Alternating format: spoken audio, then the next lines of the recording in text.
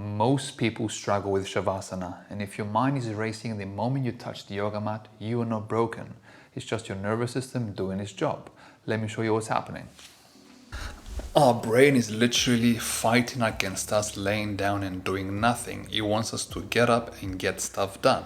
It's what it's built for.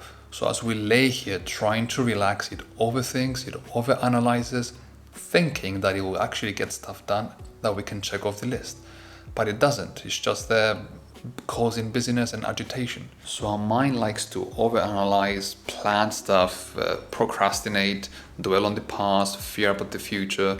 There's a lot of mind activity taking place. So life is a constant battle between monkey mind and monk mind. And Shavasana might be exactly the tool that we're looking for to get us into a monk state of mind. So Shavasana translates from Sanskrit into corpse pose. Might be a little bit daunting to think of a corpse during your Shavasana. It's meant to be a moment of relaxation. But think of it like this, a moment of rebirth and transformation. We arrive at the yoga mat with our troubles and worries. We purge and purify them with yoga asana, and then we cleanse ourselves from them and we embrace a new perspective in life. So we let go of the old identity and embrace a new moving forward. So it's a moment of metaphorical death. So the earliest mention about Shavasana in recorded history is in this book, a 15th century book called Hatha Yoga Pradipika. He specifically says, it removes tiredness and enables the mind and whole body to relax. And there's a podcast, Let's Talk Yoga by Arundhati. She hosted a guest called Judith Hansen Lasseter. And she says, we don't feel agitated when we are in Shavasana. We feel the agitation that was already there. And I find that very accurate. So let's expand further on this matter. The central nervous system breaks down into two branches. Number one, the sympathetic nervous system. It's responsible for getting stuff done, to provide a healthy stress so you can get out of bed and get to work or get to your chores. And the parasympathetic nervous system, which is responsible for resting and sleep.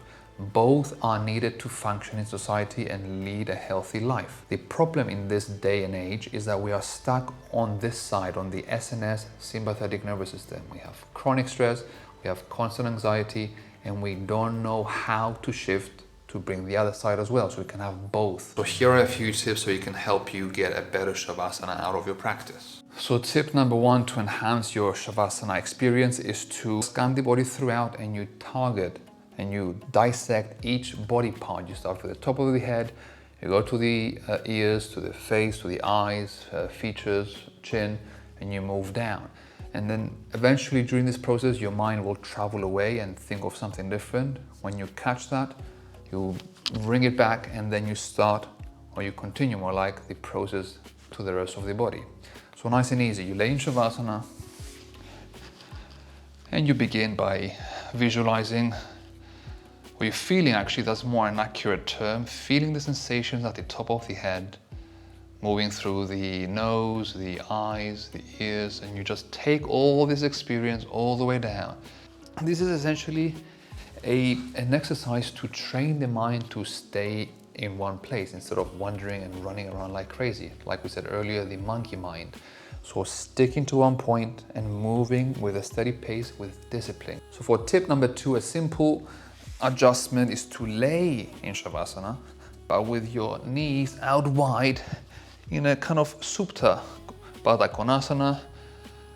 This means like a butterfly pose with your knees wide open. This also provides space for the thighs to open essentially with the musculature and your tendons and your ligaments. Your hands can rest on the belly. You can also make this more comfortable by propping up cushions or pillows underneath your knees.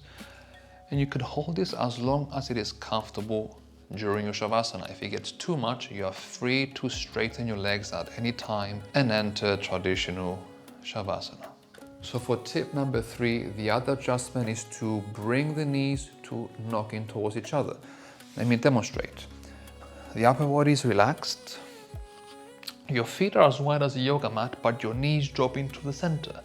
And you lay here with your hands out to the side, or again, you can rest them on the belly. And these are different physical states of Shavasana, the mental state should kind of be the same. You try to relax with your breath, you allow it to become present and conscious, and your body is just resting in a silent, still state. So another final tip that actually might help the pregnant ladies out there: when you're in Shavasana, it is generally recommended to lay onto the left side of the body, and this is because of the vena cava. This is a major vein spanning up the spinal column, and it's situated at the right side of the spine. And if you lay onto the right, it compresses that. It also gets compressed when you lay on your back because of all the weight of the uterus and baby pushing down onto that vein. So it is recommended to lay on your left so you can allow all that blood circulation to flow and all the nutrients to go towards the womb without any obstructions. Needless to say, this kind of is recommended to become a practice in bed as well when you sleep. So as much as you can onto the left side. Thank you for watching this video for Shavasana. If you found it helpful, please subscribe to receive more videos like this. If you have anything to add to enrich our experience with Shavasana during a yoga class, please add a comment below and let us know. I wish you a beautiful day with much love. Namaste.